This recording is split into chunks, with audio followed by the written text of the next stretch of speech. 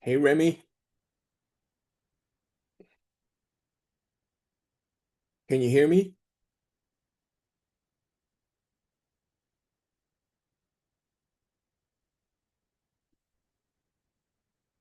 How's it going? It's going. Good. Anything in the course still that I mean, how's it going, by the way? Let me ask you that first. Can you look at the stuff I resubmit week 3 because I did it on a Word document. I didn't know to use Dreamweaver, but I'm still learning how to use it because I've never used it.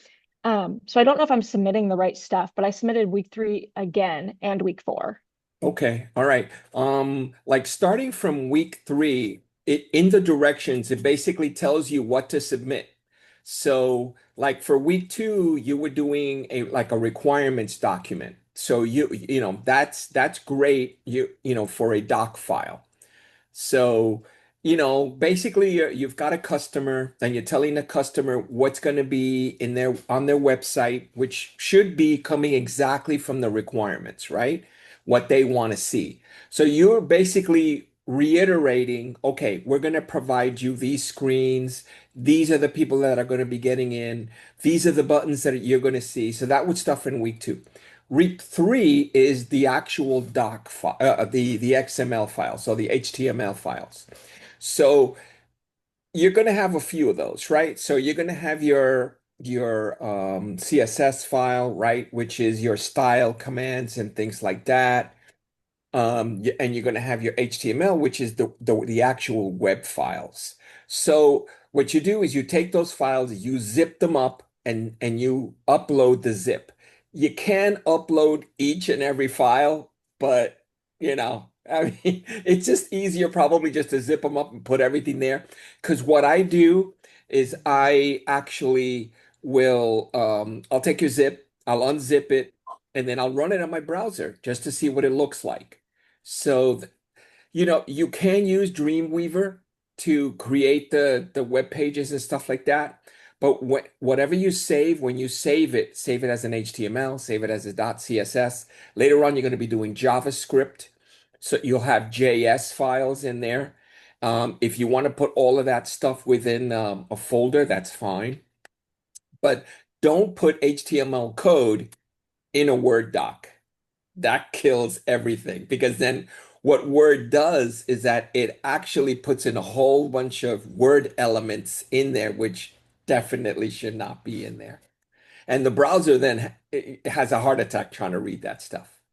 So just, each individual web document, zip it all up, and then that's what you upload. And basically going forward for the rest of the semester, that's what you're going to be handing in. Okay.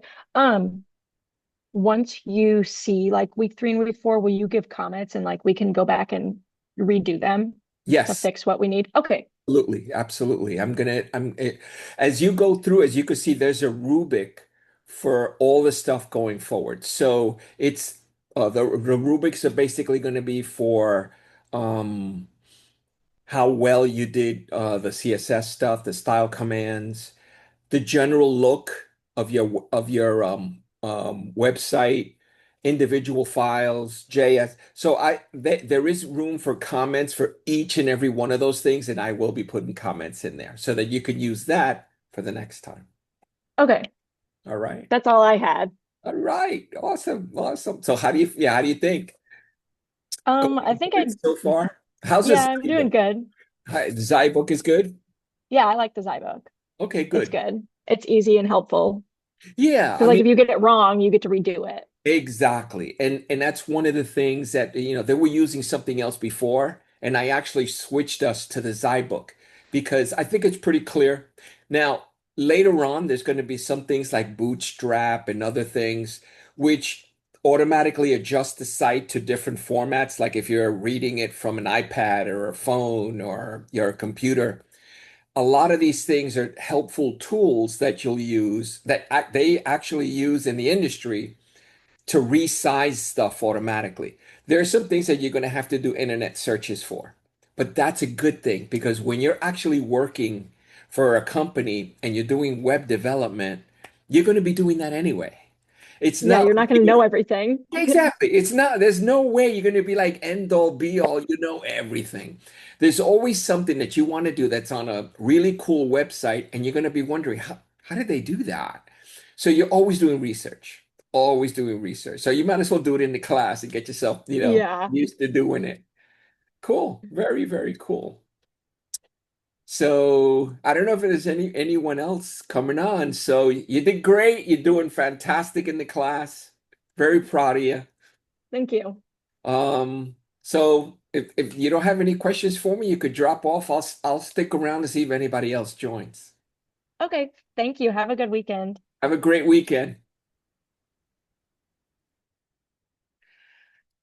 All right, I'm gonna stick around and see if anybody joins for another couple of minutes.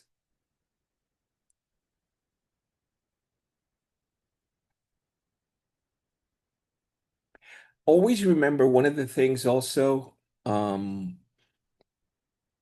Zybook does add the grades automatically, but if you kind of happen to be getting behind a little bit, and you do, let's say, a week later than it was actually due, and your Zybook grade does not update, I do look at what you've done in Zybook almost every week, and then I do update the grades so that they're pretty much updated. Just don't fall too far behind, like multiple weeks, and then do stuff multiple weeks. That I won't do. But if you're like a week behind or something like that, I always go back and take a look at what your grades are and compare them to what you've done because I can see everybody's grades in Zybook, and then I will do some tweaking and updating to make sure that your grades are correct going forward.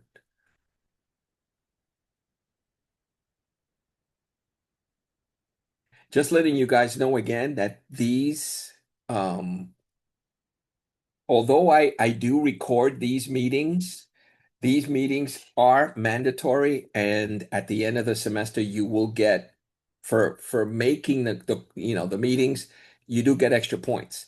So you will not be getting those extra points if you miss the meeting. They are required.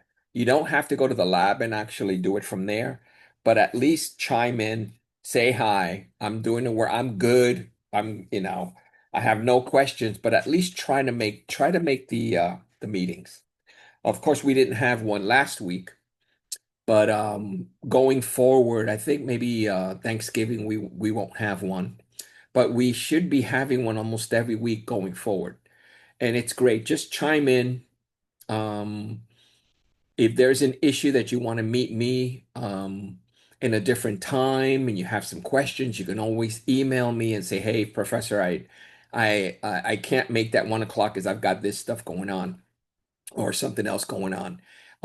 Can we meet for 10 minutes? Give me a date and time, and then we'll try to make it happen." Okay. But try to make the meetings one way or the other, or at least let me know that you can't make the meeting, and then let's try to meet for 5 or 10 minutes, and then let me know if you're having any issues, even if you're not having any issues. Okay.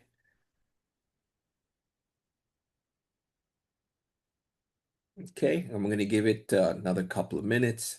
Going forward, you will be building on that real estate website, just FYI. So you're going to be actually adding to it and making it better and better as we go along. There may be some weeks where you'll be doing something on let's say, creating just a 1 page or a 2 page site just to put in some features, extra features, and then you're going to take that feature and put it into your real estate website. So just try to keep up.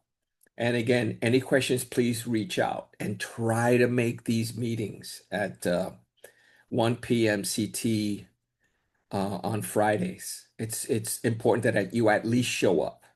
Okay. I do record them. I do have them up, but you need to at least show up. Okay. I'm going to give it one more minute, and I hope everybody's doing well. I think I covered most everything. Um, Don't forget the first quiz. Um, that should be going on.